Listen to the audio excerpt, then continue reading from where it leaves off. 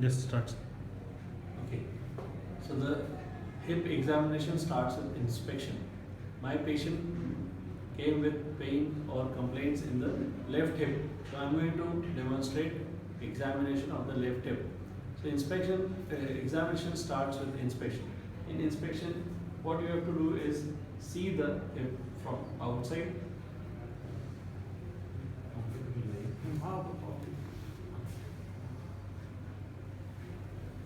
You have to expose the limbs and hip adequately to see the problems in the hip joint. So first thing that you notice about the limb is its attitude. Now the attitude is the position of the limb in which the patient is absolutely comfortable. Like in this patient, this is normal external rotation attitude of 10-15 degrees. This is neutral, this is external rotation, this is internal rotation. So this is normal, and as compared to the right side, this is same. So we call it as normal external rotation attitude with a normal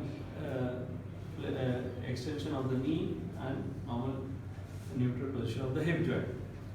Now, there can be sometimes shortening or lengthening which can be seen of the limb.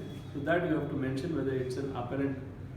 It is called as apparent because it is seen and it is not measured. So there can be an apparent lengthening or shortening or an apparent limb length discrepancy. Then you might sometimes be able to see the anterior superior iliac spine in a thin patient. Here it is difficult to make out, but still, though it's a thin patient, but still we'll see that on palpation. Okay. Now we have to see whether there are any scar sinuses or swelling which is evident from outside. Sometimes you might notice wasting of the thigh muscles. That you have to mention. If the anterior superior iliac spine is clearly visible, then you have to mention whether it is proximally migrated or not, or whether the pelvis is square. Don't forget to see the gluteal region, because that is the posterior part of the hip joint.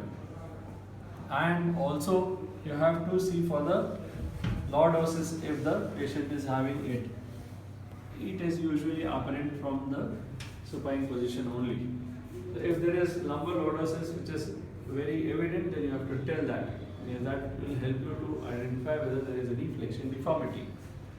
Now, after you finish inspection, then you have to go to palpation. Palpation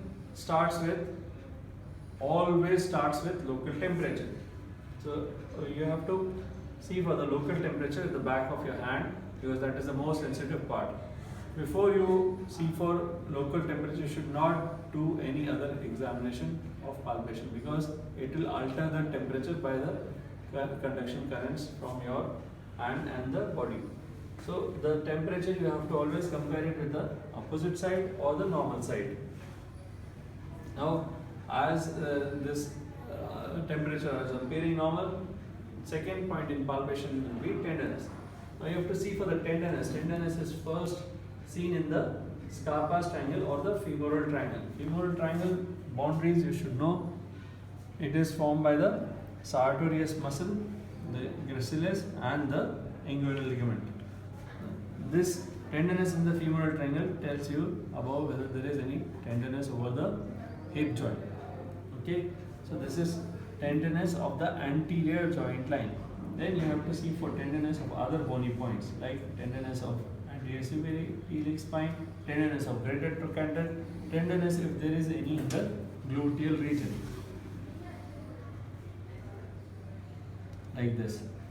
And you have to give adequate optimum pressure over the bone or the part to see for or elicit for the tenderness.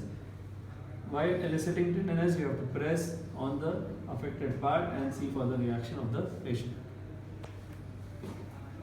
After tenderness, you have to see for if the pulsation of the femoral artery. So femoral artery pulsations, if that is present, then you say that the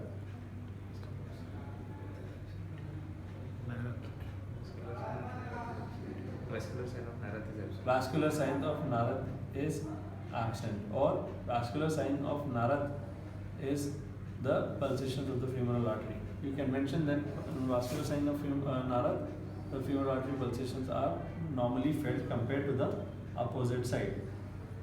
8